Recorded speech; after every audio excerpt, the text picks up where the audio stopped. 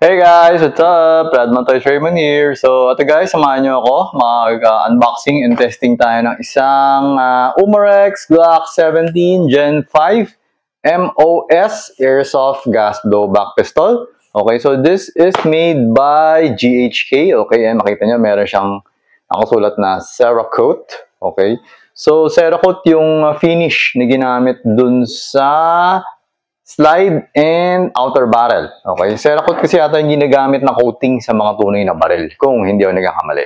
Okay? So, ito guys. Buksan natin.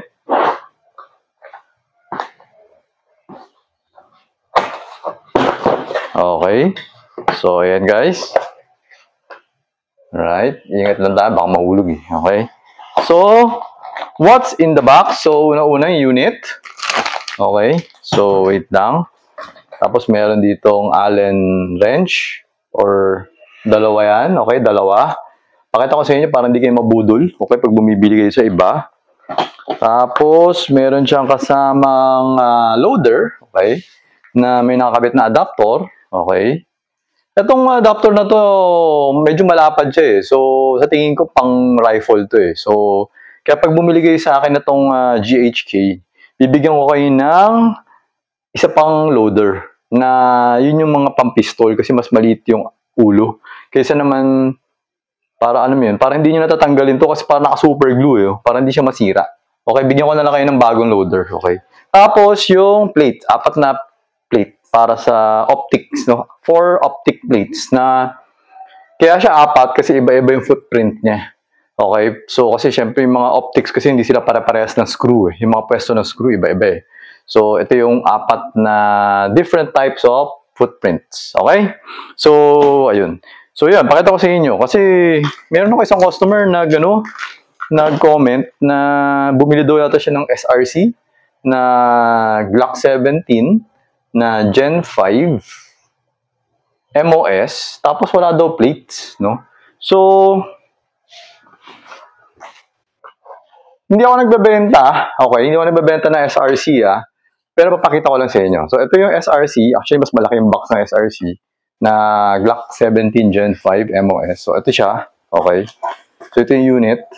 Meron siya kasamang plate. Okay, guys. So, pag meron kayo nabilhan, kasi yun nga sinasabi ko, meron ibang store, tinatanggal nila yung mga accessories, sinasabi nila hindi kasama, tapos bebenta nila sa'yo separate. So, ito, meron siya kasama. Ayan. Okay. So, ganito siya. Kasi ito, galing to sa supplier ng SRC eh. So, hindi lang ako nagbenta ng SRC. Okay, kasi nga, yung, ito yung isa sa main, kasi nung tinesting ko kasi yung SRC, hindi siya diretso. Medyo tabingi siya, hindi siya accurate. Tapos, ang isa pa kasi problema ko kay SRC, yung trigger niya. Itong trigger niya mataba. Hindi siya same sa tunay na baril. Unlike yung kay GHK at kay VFC, same siya na yung kapal ng trigger, same. Ito kasing kay SRC, medyo mas mataba. So, yun lang naman. Parang may napansin ako sa kanya nakakaiba na. Kaya parang sabi ko, hindi na magbebenta na SRC. Parang ganun. So, parang ibang seller na lang yung hinayaan ko muna magtinda. So, hanap na lang kayo ng mga mapagkakatiwalaan na seller na nagbibigay ng kompleto. Okay? Merong plates eh. Okay? Ngayon, if ever naman na bibili kayo ng VFC, Glock 17, Gen 5 MOS, meron din siya optic plates, no? Okay, wait lang. Pakita ko sa inyo. So, ito yung kay VFC na Glock 17 MOS. Okay, so hindi pa ako nakapag-vlog. Sorry, medyo busy. So, ito yung unit. Okay, so ito yung unit niya. Yan, nakita niyo naman. Bagong-bago pa. Hindi ko pa nalalabas sa plastic. At chinek ko lang to eh. Kung may plates. Ayan, meron din siyang plates.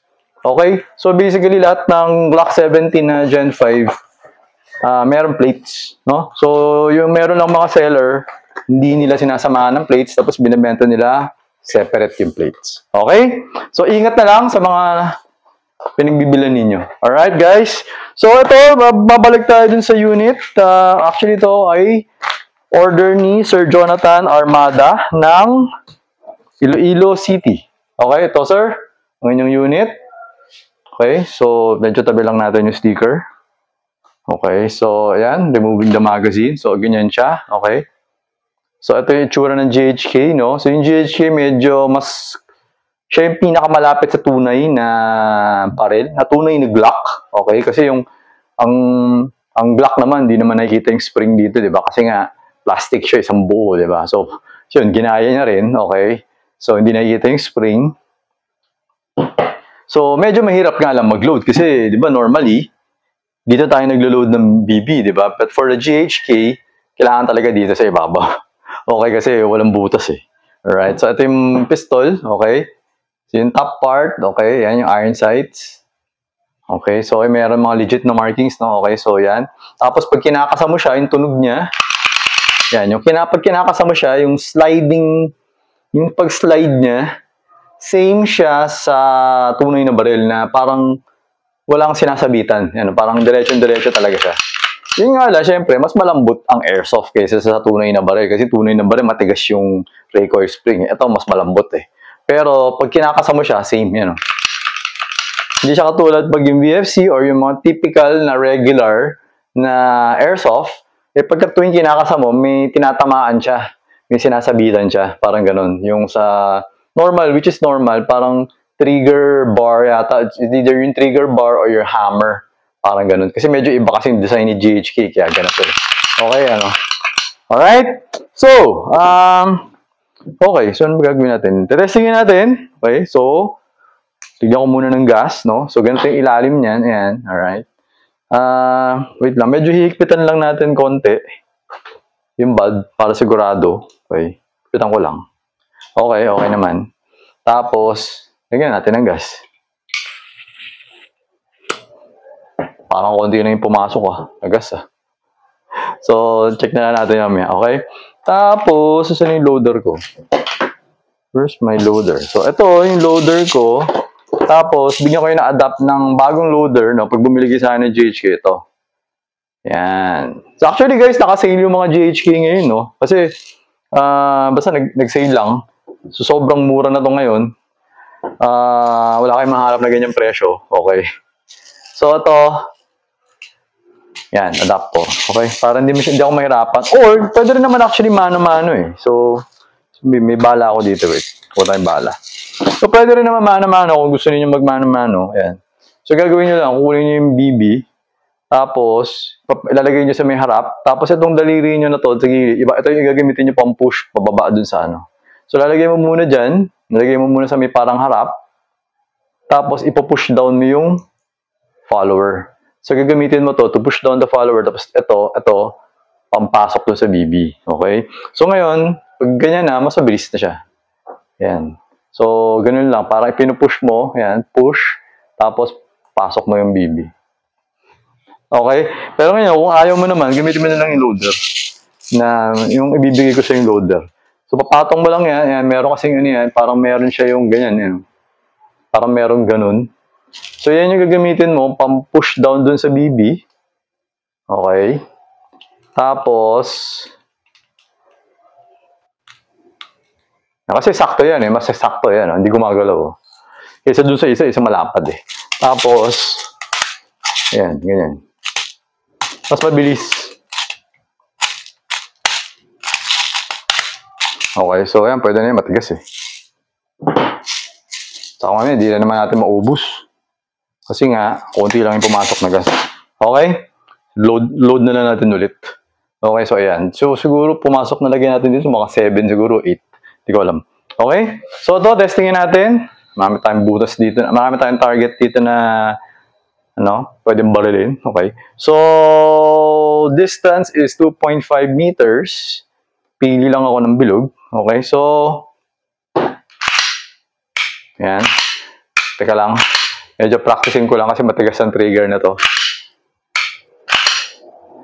Yan o. Minsan matigas yan. Kahit na walang magazine, matigas eh. Okay? So, ito na.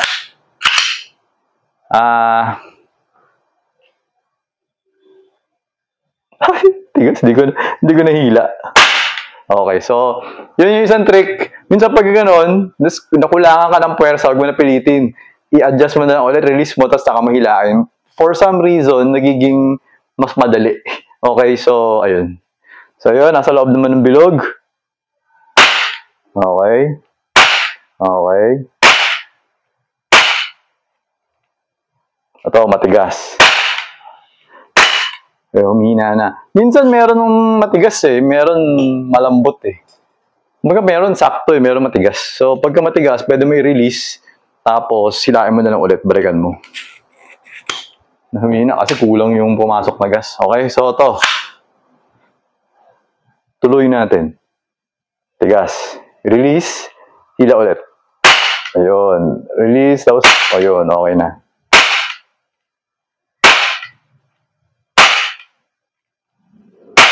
Dami ko nalagay. Okay? So, ayun guys. Nag-open na yung slide. Removing the magazine. Wala nang bala. Okay? So, pull back the slide. Release.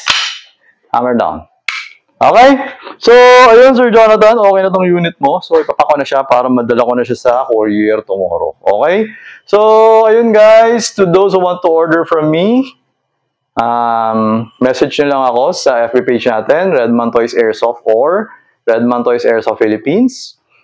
Or message nyo rin ako sa Viber or Telegram, okay? 0922-632-7722. Okay? Pwede nyo rin ako i-text, SMS. 0922-632-7722. Okay? So, ayun guys. Until next vlog, thank you for watching. Always remember to stay safe, stay great, be good, and be thankful always. God bless everyone. Bye-bye.